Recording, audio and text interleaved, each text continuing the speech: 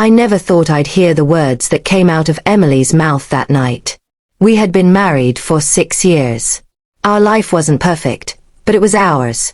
Quiet dinners, weekend hikes, and late-night talks about dreams we hadn't yet achieved. I thought we were strong. But strength, I learned, can shatter in a single sentence.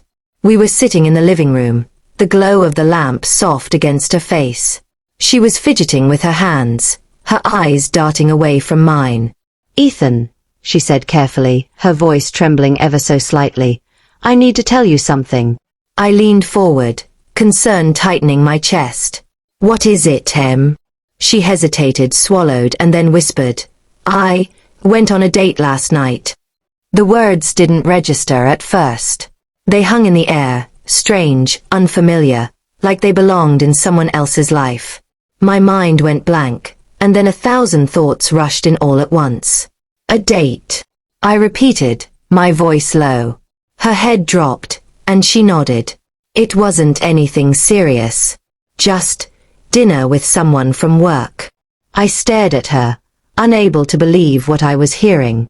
"You're telling me you went on a date while you're married to me?" Her lip quivered. I don't know what I was thinking. I just needed to feel something different.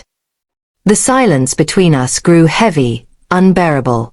I could hear the hum of the refrigerator in the kitchen, the ticking of the old clock on the wall, and the thundering of my own heartbeat. "Not serious," I finally said, my voice hollow. "Emily, do you realize what you've just admitted?" She reached for me, desperation in her eyes. "Ethan, please. It was just one night. It doesn't change what we have." I pulled my hand back before she could touch me. "It changes everything. You didn't just break trust, you shattered it." Her tears started to fall, streaking down her face. "I love you, Ethan. It didn't mean anything. I swear." I laughed bitterly, though there was no humor in it. "You call going behind your husband's back love?" She flinched at my words, as though each syllable cut her deeper than the last. "You don't understand," she whispered. I felt invisible.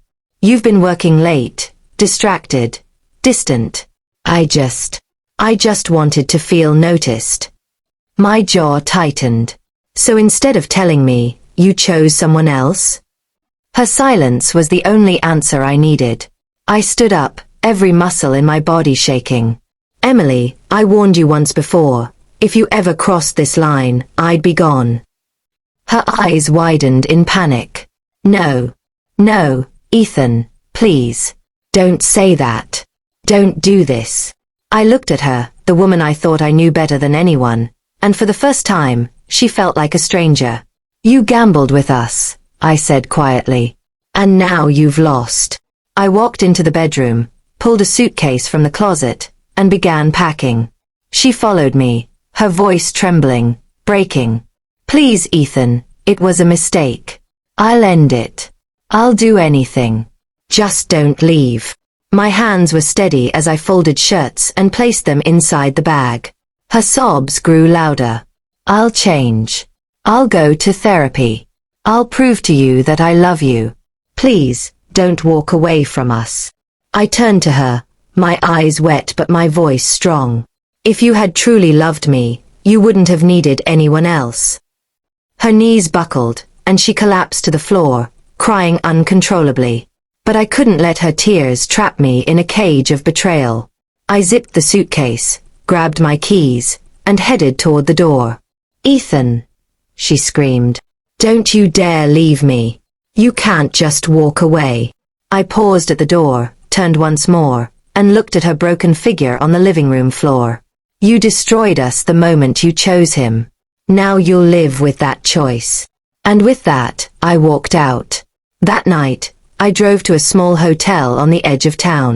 I sat in the car for a long time, staring at the empty parking lot, my hands trembling on the steering wheel.